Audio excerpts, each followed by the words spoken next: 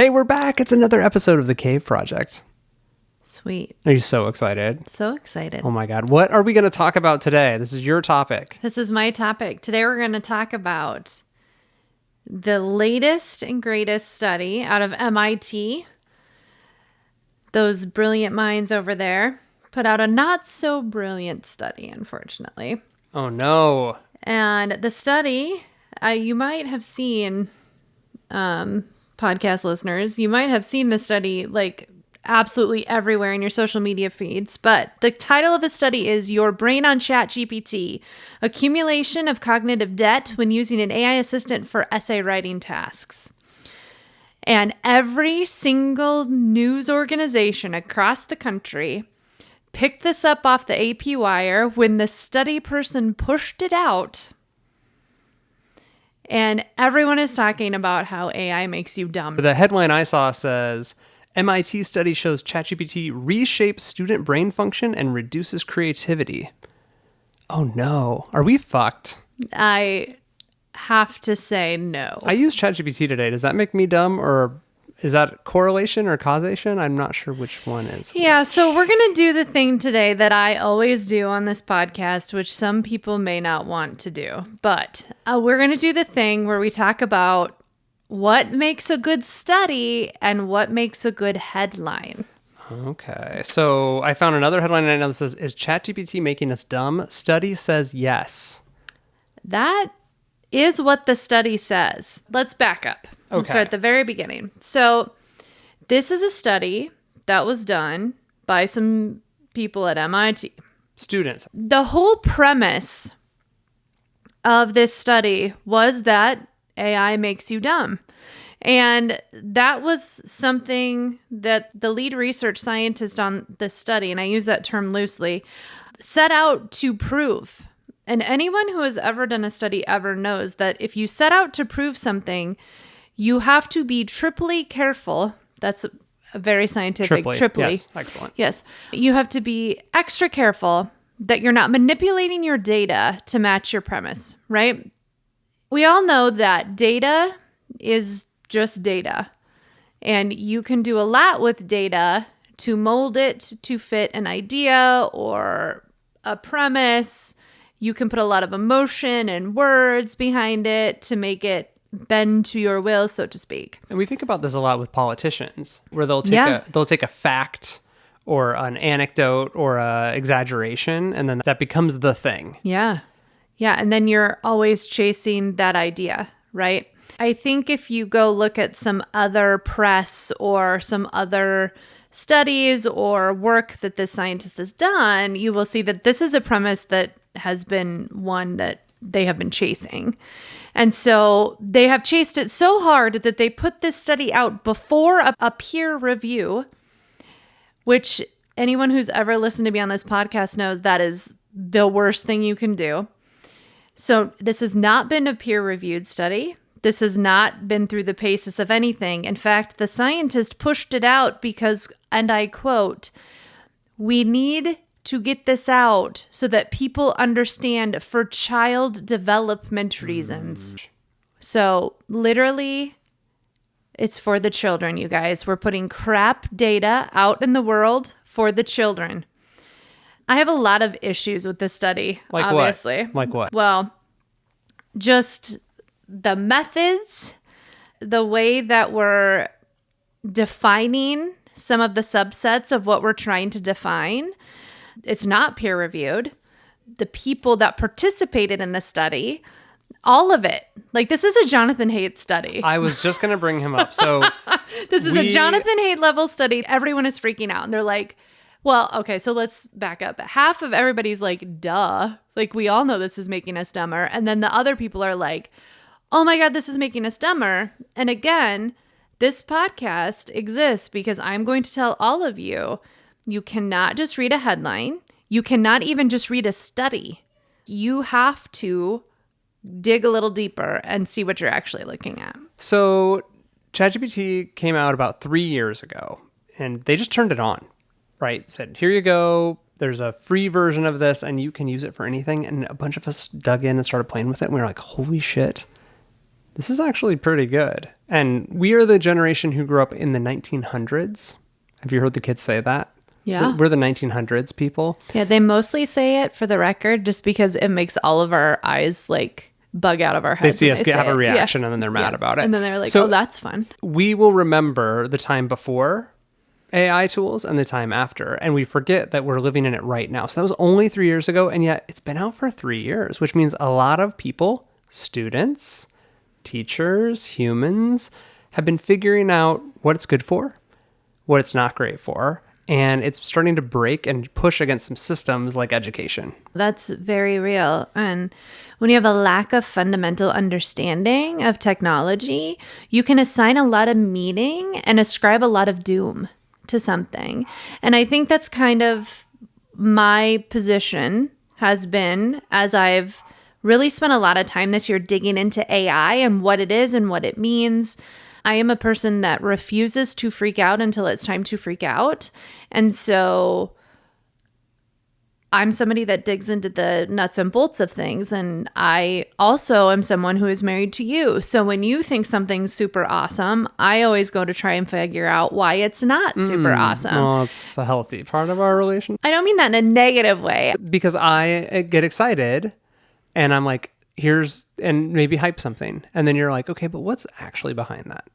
That's kind of what I was getting at. That came out really like bitchy. But what I meant was I didn't ever see this as a panacea, and I still don't see it as a panacea for all of our suffering. I think some of the lead scientists that are creating and generating the programs and tools that AI uses right now really do see it that way, but they will be the first to tell you we are nowhere near the place where anyone needs to be concerned about AI at all.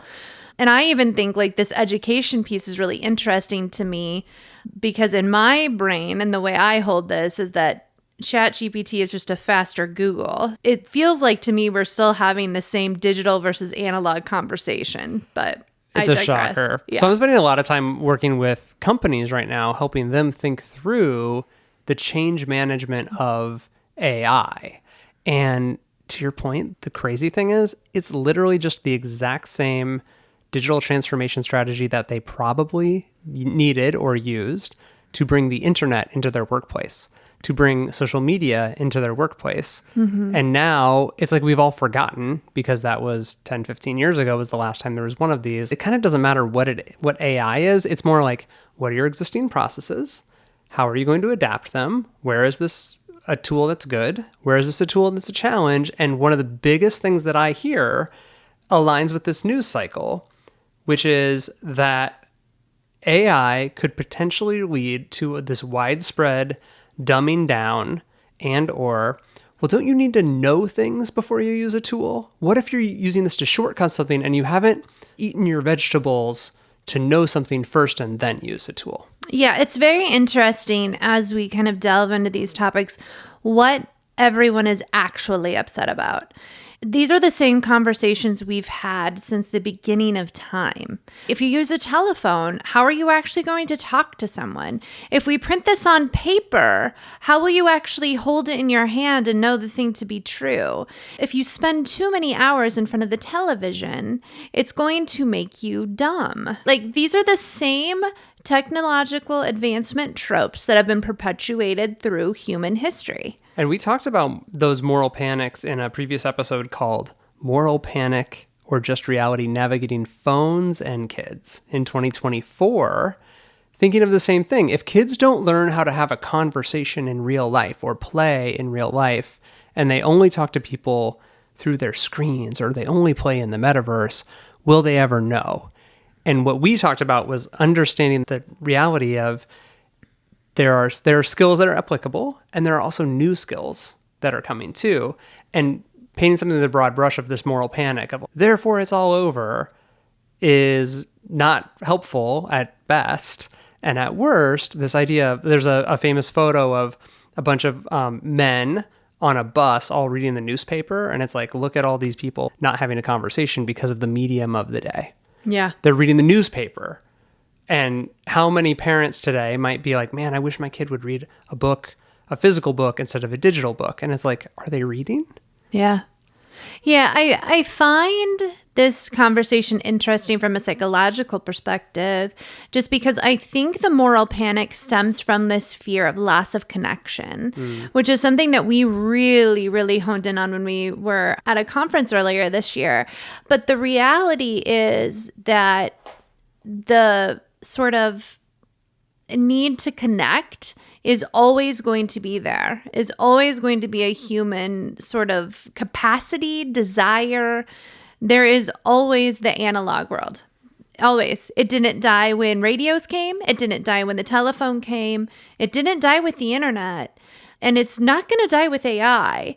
And so it's a very interesting discussion about why do we as humans feel like any sort of advancement to make our lives easier or to make things less complicated even is actually a bad thing. What is it about our societal conditioning that primes us to think that anything new or different is actually going to lead to a disconnection that would be bad? And obviously that's probably a discussion for a different podcast, but it's one that I am constantly pondering in these conversations because I really want to get to the heart of that at some point, but today is not that day. But So I'm going to read from the conversation just an overview of the study, and then I'd love to hear what you think about it. I'd love that. Over the course of 4 months, the MIT team asked 54 adults to write a series of 3 essays using either 1, AI, which was ChatGPT, 2, a search engine, or 3, their own brains. They were called the Brains Only group. Brains Only. Brains only. That makes sense. The team measured cognitive engagement by examining electrical activity in the brain and through linguistic analysis. Can you say linguistic? Linguistic Perfect. Analysis of the essays. The cognitive engagement of those who had used AI was significantly lower than the other 2 groups. This group also had a harder time recalling quotes from their essays, and they felt a lower sense of ownership over them. The authors claim that it demonstrated how prolonged use of AI led to participants accumulating cognitive debt.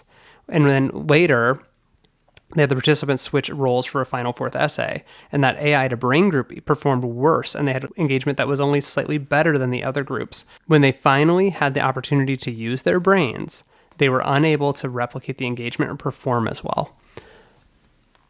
What do you think about that? When you hear it that way, I think that sounds bad. It That does. sounds like the people who use ChatGPT are actually dumber when they don't have ChatGPT. So yes and no. Like, I think, again, if you're just quickly reading a synopsis and passing it by, I am genuinely distrustful of any study title just because I spent a lot of time in college as a psychology major looking at studies, deconstructing studies, making studies. So that's where I come from in these discussions, is just knowing what goes into a good study, knowing that your data is only as good as your participants, who are only as good as your constructs, who are only as good as the lines that you draw around all of these boxes, right? And all of these have to be delineated in such a way because this data is going to be looked at and studied. If you do it the right way, everyone's going to try to disprove your theory. That's why you put studies out, is so that someone in academia, you put out a study so that someone can build off or disprove or make it better, right? My first reaction to this study was to go find it and pull it up and look at it. I follow a lot of AI enthusiasts on the interwebs. I am an AI enthusiast for a different reason than all of the tech people. And I say that as a very shallow user of AI. I'm not using it in any sort of significant way. You literally were like, oh, you should make a GPT for that the other day. And I just did it for the first time. So I come at this at a little different. So 54 is like a tiny sample, right? Well, there's that. Yeah. They recruited 60 adults when they started. Adults. So adults is like researcher speak for we recruited from a general population. So 18 to 39 years old. So every study will give you the age range if they're doing it right. Okay. So they had 60 when they started. They got down to 54 for a bunch of boring reasons. They were recruited from the 5 universities in the greater Boston area, which is my first red flag. Well, that's surely representative of all of the United States, let alone the world, to then vilify a tool, right? So, no. Oh. Also, there was not an equal proportion of male to females. There was not a representative of not academic brains, which I think was probably a design on purpose, actually, when you're talking about essay writing and trying to gauge the ability of how your brain works. They probably, and I didn't read it in depth to find like the methodology, and I don't think she actually has it in here. I can't see it under the, as seen on CNN on their website. I think what they were trying to do, if I think about this intellectually, is they're like, we want to take people who have a higher level of intelligence and we want to see what happens when we have them use their brains versus use a tool. So great.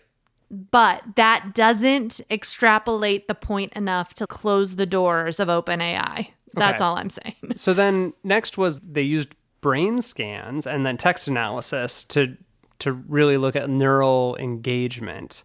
Yeah. And so this is the next part that a lot of people, myself included, are going to deconstruct here. And I'm going to do it in a very basic way, but you can find a lot of the analysis from some pretty big brain scientists, a lot of people who are also studying EEGs and brains. It's not the best way to determine anything but brain activity. So you're able to tell pretty clearly a brain has a response, but you cannot specifically tie that brain response to what you're doing. And so there's a lot of discussion in kind of psychology as a whole. Is EEGs, is this a good use or a good determining factor in saying yes or no? Now, this study, I will give them credit. They were very delineated on what brainwaves they used and where they put the electrodes on your head. And all of that is science and very like specific and on purpose and MIT level analysis. But the point remains that when you are using three very different, varied modes of engaging with a topic, when you are not giving a delineated, is this a frog, and then watching what happens. Also, when they hook these people up to the machines, they did a baseline reading for only 6 minutes. And I would argue that that's not enough time to get a level of homogeny here that you need to actually extrapolate and make a data point. But I mean, I wonder what my brain was doing for the 2 minutes that you just talked nonstop, because I was definitely listening. No, you weren't. Your eyes completely glazed over, and that's okay. But I was also, this is the point. This is the point of this whole conversation, and this is where I get to be the nerd, and you, like, this happens. Yeah. This happens where like what I'm saying is not interesting to you. What you're saying is not interesting to me. But we lose in translation the reality of what's being said with that glazing over, right? And imagine what my brain was doing. So I was both listening. Again, I was listening. I promise. You listen differently. But also... You listen... And you have like, it's like you're going on a trip. And so you're like listening, but there's like music and you're looking around. I know. And like, and it's like not raining outside anymore. And all of a sudden you're almost hitting someone. So what do you think my neural activity when I'm almost hitting someone while driving? That doesn't mean that my neural activity is not active. It's just active on other things. You're proving the point. So how is exactly. that a fucking representation? So, okay. Yeah. Okay, so that's a very valid point. Okay. So you guys you're familiar with the book Anxious Generation. You also saw the headlines on that. We've already debunked that on this podcast. It is full of garbage research used and extrapolated like this. Also not peer reviewed. Also pushed out to the press before any academic rigor was applied to it. And full of a lot of old created studies. A whole slew of negative parenting memes that will haunt me forever. But literally the point is, if you're creating a study and then you create a website and then you put all of the logos of all of the journalistic placements that you got, this isn't actually about data. This isn't actually about science. There's so much theater going on right now, and it's not helpful. It's not helpful. And it actually detracts from what these tools can do and what they should be used for. Once these essays were written, they had a human teacher grade it, and then they had an AI teacher grade it. And they also included that data in the analysis about like, Could AI tell it's AI versus can a teacher tell it's AI? And how did they grade according to those things? What does that have to do with your study premise? Along the vein of what you're talking about, like gratuitous studying or whatever, this is a very interesting point. There are ways that we're just trying to hammer home a point that aren't actually data-driven or scientific, Absolutely. right? Yeah.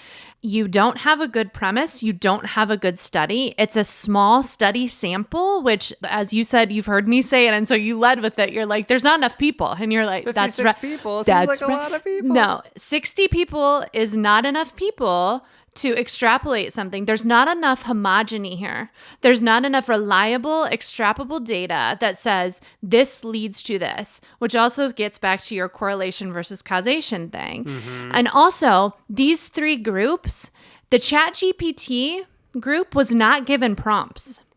They were not given prompts and said, this is what you have to do. Really, they were taught how you could use ChatGPT to write an essay. No, they were given a survey at the beginning and they were pulled and placed into groups on the basis of like what they knew and what they didn't. They also were moved in between groups during the study, which anyone can tell you right there that the data that's you peed in the pool. Oh. You peed in the pool. And you can't take it out now. It's a proverbial study pee in the pool. But again, I don't do that. You guys, this is a 206-page study, and it is a study by a research scientist who is betting you're not going to read a 206-page study, and as such, they just put it all in there. Imagine being so bad at your job that you put it in print and just are like, well, this is the hallmark of bad research. It's not research, it's a proof point, and that's different. So with all that said, tools like ChatGPT are certainly impacting education. And this article that we'll link to in the show notes from the conversation where they talk about as calculators started to come into schools and colleges, back in the 1970s, the impact of calculators was regulated by making the exams harder. So now students aren't doing the calculations by hand. They're expected to use calculators and then spend their cognitive efforts, their brains, they're the brain sample people, Jenny, to do the more complex tasks. So effectively, the bar was raised by making students work harder because now calculators were available. We've seen firsthand the impact, and we have friends who are teachers, we've talked to teachers, like, this has come very fast, and your traditional test structure, your traditional teaching structure is hard. And also, I gotta admit, I do crutch on AI tools for a lot of things that I used to know or be able to do. And also, I'm using, again, my brain control group for different things now.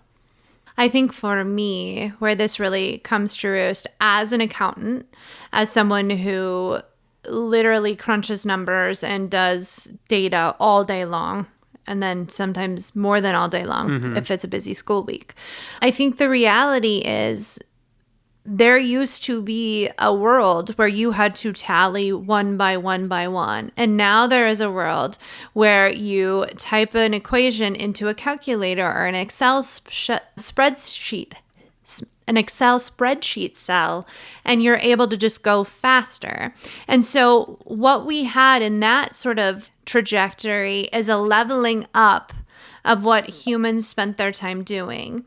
And so at that point too, when we weren't tallying on paper and now we're calculating and tabbing, like there was a big push. Are we actually going to know the information? Are we actually going to know? And I think what this gets to at its crux is, what is knowing? Like at what point do you know? Is it bad that these tools are there and that we're not expending cognitive capital doing rote tasks when we can expend that cognitive capital doing bigger ticket items? I don't think that the answer is that we are dumber because of it. Like, it just logically doesn't make sense to me. Did you ever take tests on those blue books those blue notebooks. Did you ever have those handed out and you had to write an essay in them? I think we were maybe the tail end of the generation that had those, where professors would hand out those books, and that's what you wrote your essays in and then turned them in. Yeah. There's an article in the Wall Street Journal about how blue books are coming back. So these blue paper notebooks that you would be handed, and then you would use your own handwriting to write answers. So device-free testing. Right. Cool. Yeah. Also, if I'm a student, damn it. Also, I said damn it every time there was a quiz. I said damn it every time there was a group project. You're maybe not going to like that, but fascinating. There's this company in Pennsylvania that they print them. They're like 23-cent stapled booklets, and campus store sales up 30% in Texas, 50% in Florida, 80% at UC Berkeley. These are good colleges that are switching to saying we're going to swing from laptops and asynchronous tests back to an assessment where you put everything away and you are tested on it and you're going to learn it. Now, I guess I don't see that that's actually helpful. I think that it's very interesting that that is the knee-jerk response. Oh, we take the tech away and now we're going to do it this way. What are you doing to kids who can't write, who don't have fingers? What are you doing to kids who don't have the attention span? Now you're taking away all the tools and all the coping mechanisms that learners have to learn. And you're saying the only way to learn is this way. And anyone who has hung out in a space where a neurodivergent brain exists, this is actually super problematic. And you can see this in politics right now too, where, we're going back completely the other way and removing all the advancement that we've made in order to prove a point that I am right about what I think about the world. Touche. I'm thinking about You're thinking about writing. Let's just talk about writing, because you're this thinking... This is what we're talking about. We're talking about essays, and I'm talking about writing. I mean, kind of. And the evaluation of, do you know how to write? And if some of the hand-wringing from these headlines are like, well, how will we ever know? And if the software that says if you used AI or not is flawed, which it is, and you believe a premise, to your point, where you need to know how to write without AI. So if you believe that, and you're like, well, you can't even evaluate it, yeah, you fucking can. It's called a blue book. It costs 23 cents. You hand it out. You have someone actually write in real time. Now, and you disenfranchise a whole group of students. Okay, and... and then I'm right. Yay. Good job, sir. I think you should do both. I think that we should have assessments. Nah. Assessments have you learned something outside of a digital evaluation that can be manipulated? And also, we should be using assignments... The using teachers education need of how to use learn. AI. The teachers need to learn. The people running the government need to learn. Everyone needs to get on LinkedIn Learning and take an AI 101 class. I agree. Everyone needs to level up. The real issue is everyone is upset because things are changing again. Tough titties. Learn the new thing. You're going to disenfranchise a whole generation of kids. I think this is great because I'm literally working on this at work right now, where there are absolutely folks who are using these tools, and you can tell because they are cutting and pasting and not thinking, and that is my fault. I mean, that is your fault. I know. So sorry, buddy. That is your fault. I was at South by. Mm-hmm. I was in a session. Everyone is making fun of me for saying when I was at South by. Listen, no one's making I was fun of there. You. I'm sorry that you're mad you weren't, but I was there. So I was there, and there was an HR. Where were you? I was at a conference in Austin. Wonderful. And there was a HR person there that was literally so great. It was my favorite. She gave this whole presentation on how to train up your employees to use AI in such a way that they didn't lose their jobs. And she told everyone in that room, it is your job as the HR person, as the boss, as the manager, as the CEO, as the coworker. We all have a responsibility to option this data and this tech, because the reality is it is coming. It is here. I sat in rooms where entire 100, 250 people, everyone raised their hand when they were asked if they used ChatGPT today.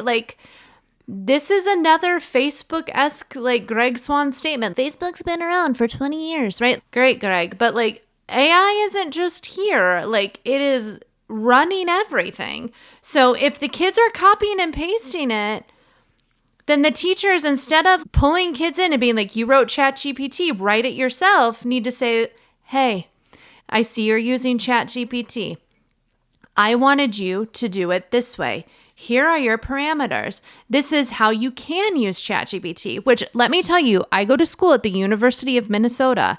I go online, and every single syllabus has a very clear delineation about how AI is allowed, how AI is not allowed, and literally, it's very clear. So there are universities already doing it. There are professors that are on the front end of this game and that are not scared of this tech and are saying, listen, this is why and this is how. And this is where we need to be focusing.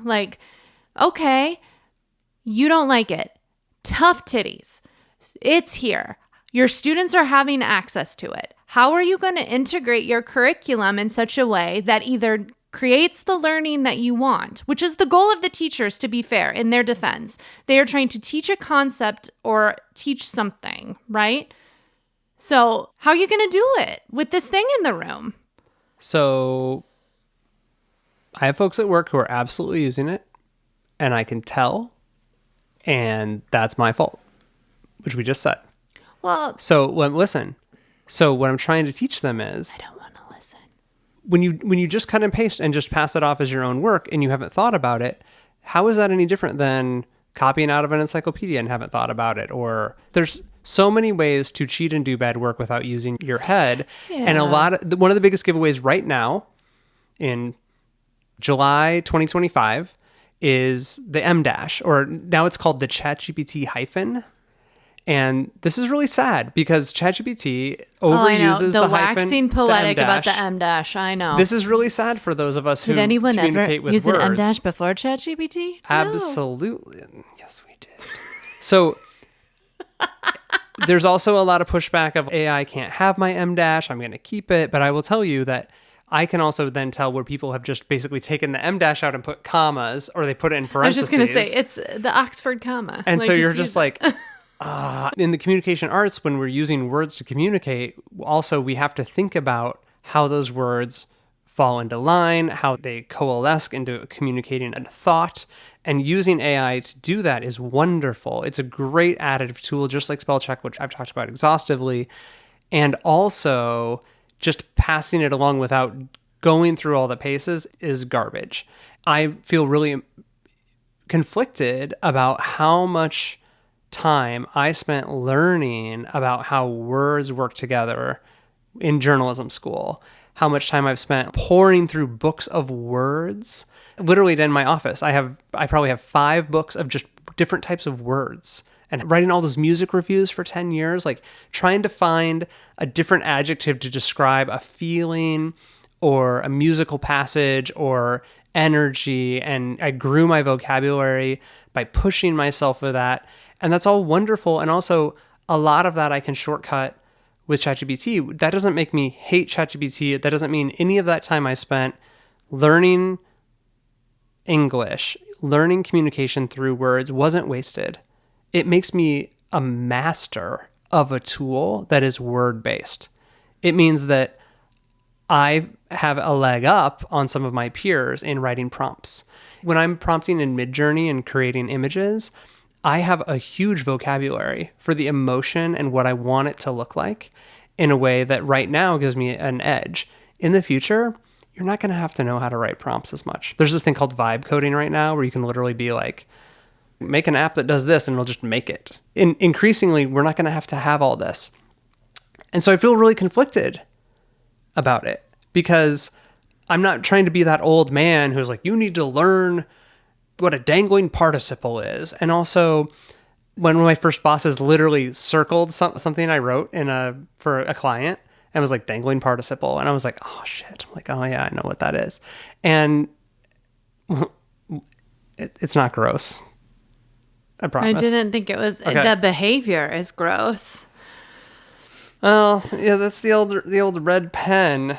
It's a thing. So I don't know. None of this discussion that hinges around vilifying a technology that is not going away because it's different, or that we fear that it's going to make us dumber, doesn't advance anything.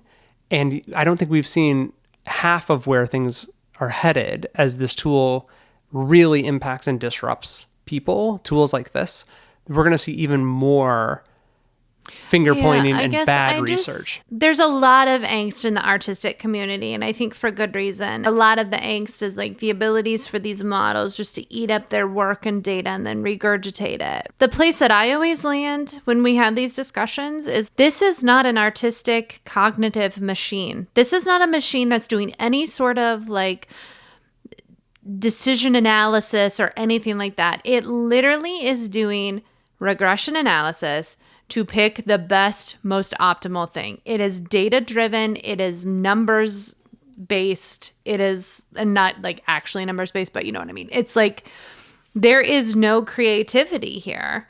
And so the creativity you're able to extract from it is actually someone else's creativity. And so I think the place that we have to land in these discussions is not necessarily are the robots going to eat our faces off, because no, we're not there yet. That's not what this is. It's literally a faster search engine that can give you someone else's shit to copy. That's all it is. That's all it is. Does it make us dumber to have access to that technology is the question of this study. And I think the question of what learning is, what actually makes you smarter or less intelligent, what are the constructs that we're applying everything against? I am going to say very directly and clearly that I think in America right now, capitalism votes based on how outrageous a headline you can create. Yes, and what actually does make us dumber? Chronic sleep debt? Yeah, there's tons of unmanaged actual stress and anxiety, medical scientific study that says like toxicity in relationships, stress, sitting. Chairs are the new, sitting at your desk chair is the new cigarettes. Smoking. Yeah. Fridge cigarettes. Diet Coke does not hurt us. So not ultra processed diets and Diet Coke, definitely not. Why are you attacking me? I wasn't trying to. And disinformation. I think it hurts us. This is disinformation. I think this study is disinformation because it's extrapolating cognitive ability. So here's the thing. This study says, okay, if you write an essay with your brain, you're smarter than if you write an essay copying and pasting shit from Google than if you use ChatGPT. And just MIT is a very respected, wonderful institution. And also, we all know that where you go to school doesn't actually mean that you're doing what the school says. And there have been no comments from MIT in the press about this study. And like, I bet that there's going to be some backlash to this because attaching such a prestigious institution's name to such a piece of garbage is not what higher education needs right now.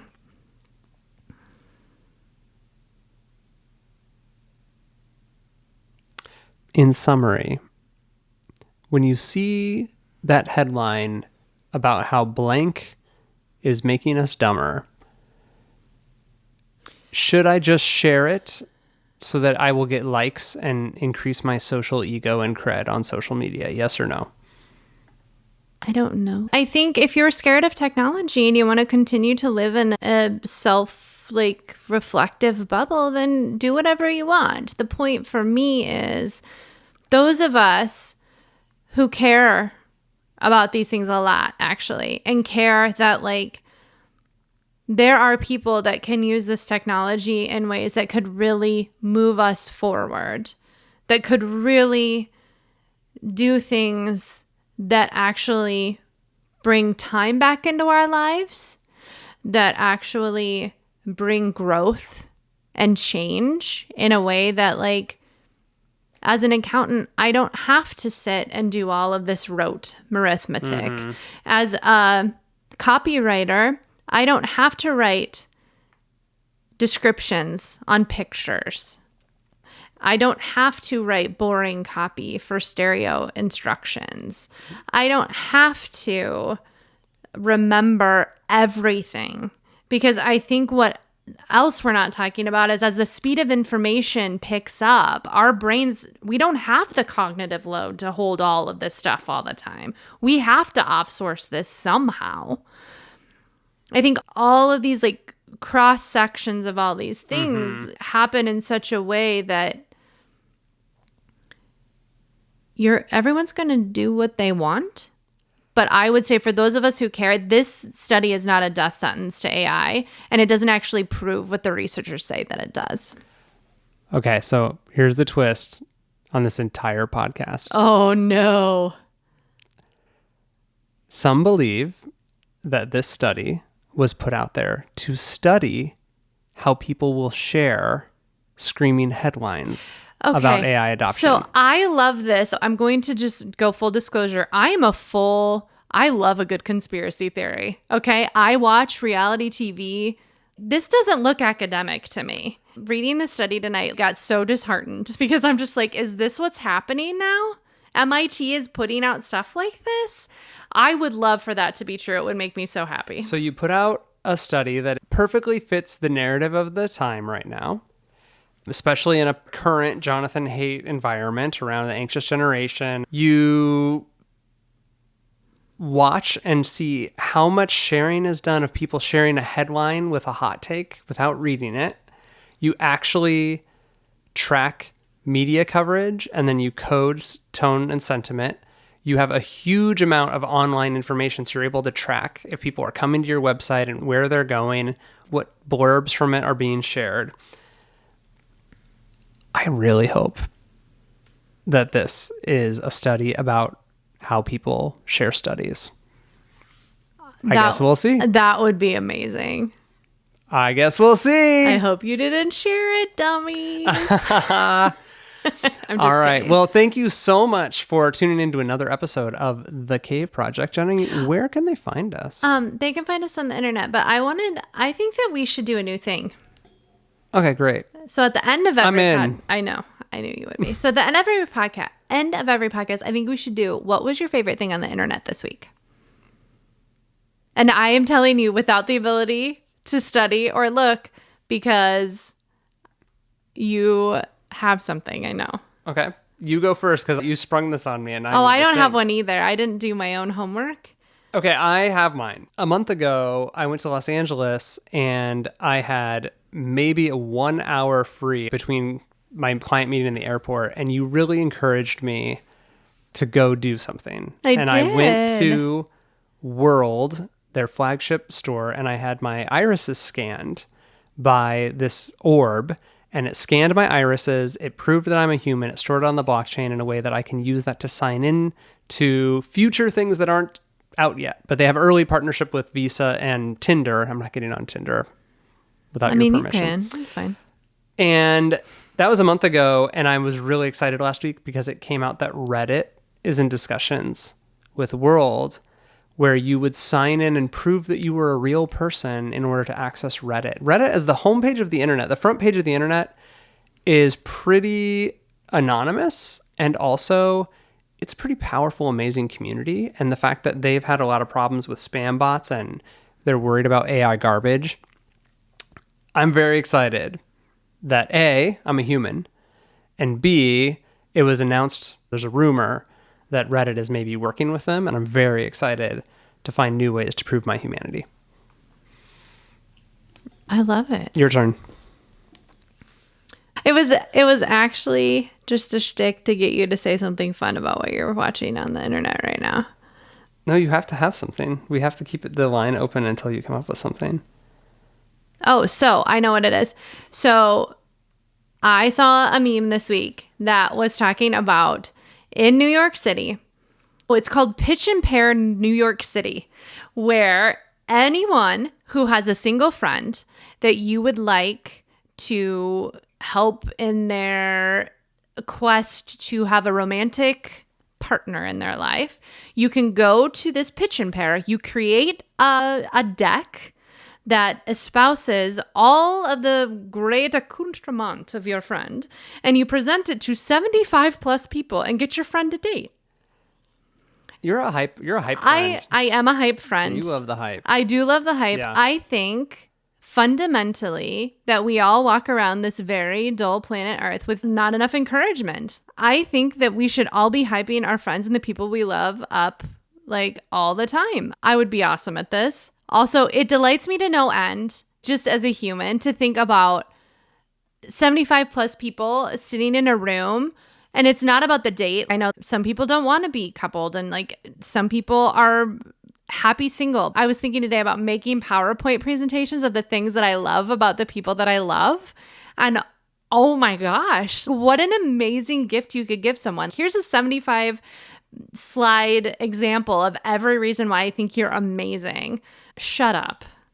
I'm going to do one about you. No, you're not. No. Okay. But literally, let this be a missive.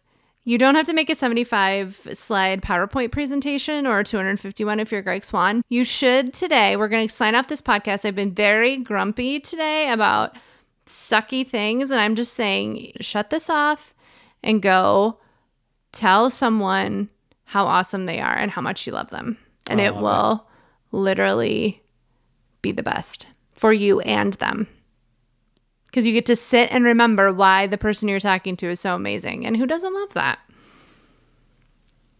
I love it. Well, thanks again for tuning in to another episode of The Cave Project. Close the laptop, crack an analog book, prove that you only think in ink. No. Okay, wait. Where no. I wasn't listening. I blacked out for a second. Listen, get on the internet and stay there. Don't get off ever. Good. You can find us at thecaveproject.substack.com. You can find us on Instagram at the.cave.project and on YouTube and on Facebook and everywhere else you find podcasts. Thanks so much, and we will see you on the internet. Bye.